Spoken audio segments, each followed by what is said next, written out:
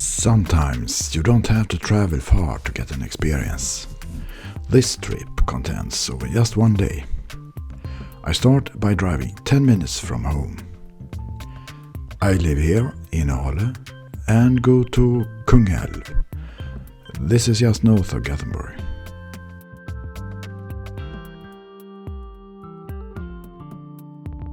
Kungälv municipality has two old fortresses. They are Fort Bohus and Fort Carlsten. We are going to look at them today, or maybe not so much of the fortresses as the area around. We start in the municipality's main town, Kungälv, where we find Bohus fortress.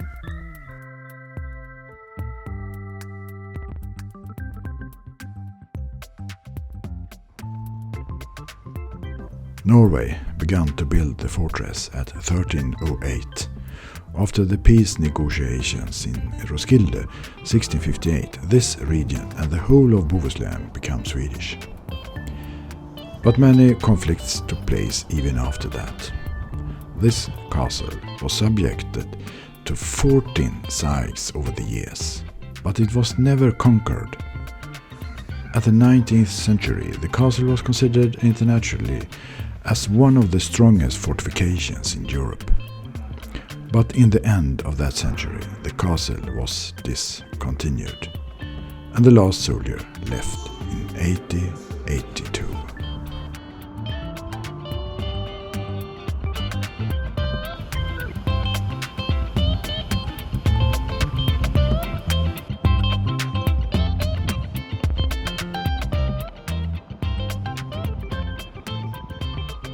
This is Scandinavia at around 1650. The Göta River was a border between Sweden and Norway. For Sweden, Gothenburg was the only passage out to the North Sea. As one can understand, Göta River was an important transport route for goods. But here, a small area of land called Bohus was kept by Norway. It is a small neighborhood. It does not take 20 minutes to walk through it. But it was important for Norway. With a fortification on each side of the river, it was possible to collect customs duty on the important transports on the river. Very annoying for Sweden. Think that Bohus gave the name to both the fortress and the entire large county of Bohuslän. I find it also interesting to see what communications were like in the past. First, the river has historically been the most important transport route. But we start with the highway over there. It was completed in 1968 and is European Route 6 between the continent and Norway. Like it is the only and important road between Gothenburg and Bohuslän. Before the highway, Strandgatan was an important trail, but it was built as late as 1958. Before that, all traffic went on West Street. Keep that in mind and we'll take a closer look at what it looks like.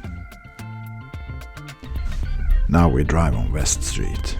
I think it's so picturesque. See these beautiful old houses. They are located right along the narrow street. Most of the houses have their entrances directly out of the street. And can you imagine, right up until 1958, this was the main road up to Bohuslän and Norway. It must have been indescribable busy, dangerous and noisy. How could you live and work here? Now it's an ideal.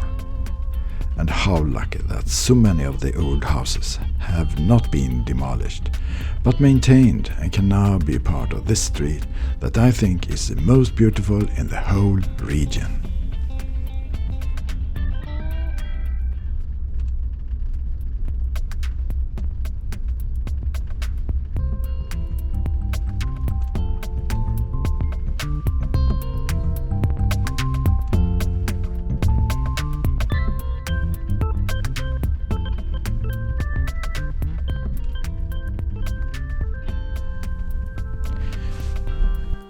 Now we leave Kungälv and travel towards Marstrand. It's a drive of about half an hour.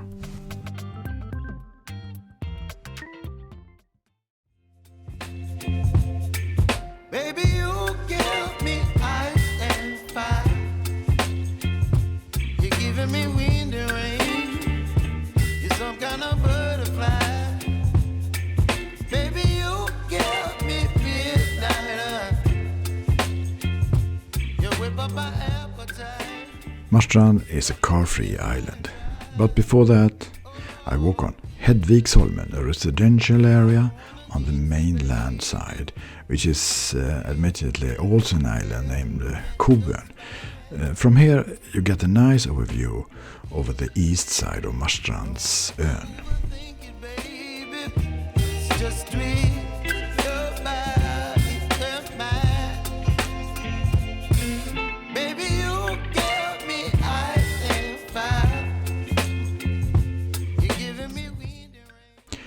Here is the harbour and the settlement. On the west side it is deserted.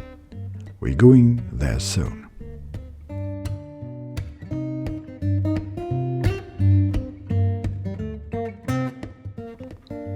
While we look around at Marstrand village, I'll give you a little background. People have lived here at least since the 12th century. Probably because it's a perfect naturally port that often remains ice-free.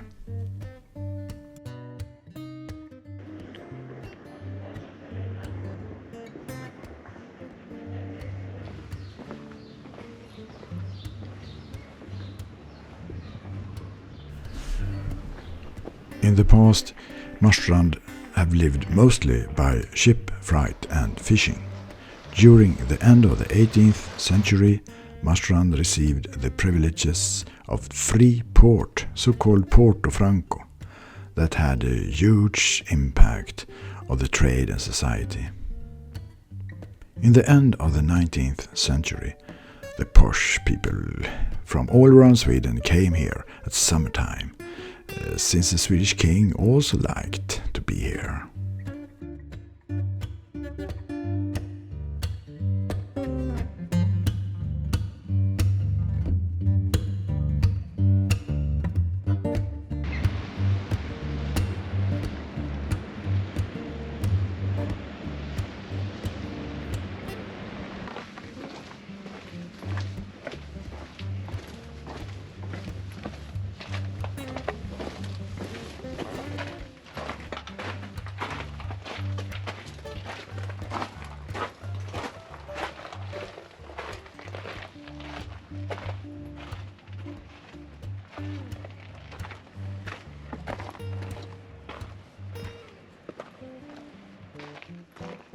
Let's take a walk around Marstrand. Just 10 minutes from the vibrant city life you come to this nice environment. At first it is forest, but then there will be cliffs and sea.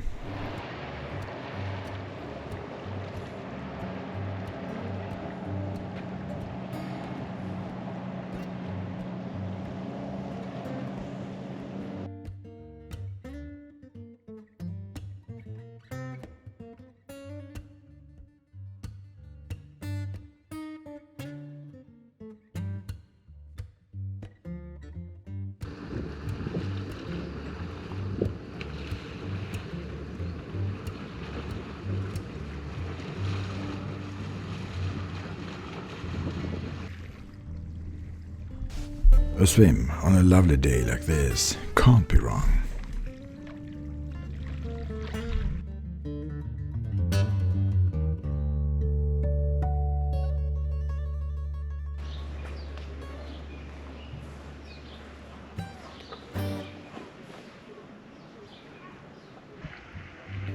Carlsten's castle was first built around 1660. It was the Swedish king Carl X of Gustav who started the construction to protect Marstrand, with the important harbour who hosted a big number of the Swedish navy.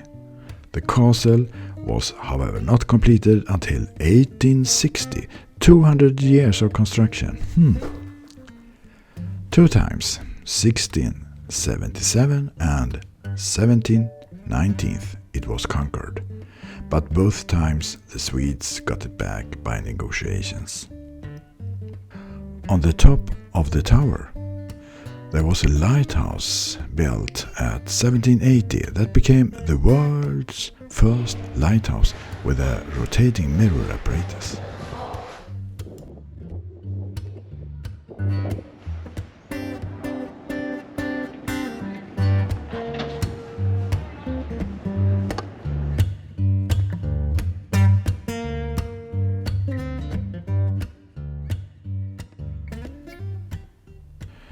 Now we have reached the end of this journey. I hope you liked it. If you have the routes passed, do not miss to visit Marstrand. Thanks for watching. Hope to see you in the next video. Goodbye.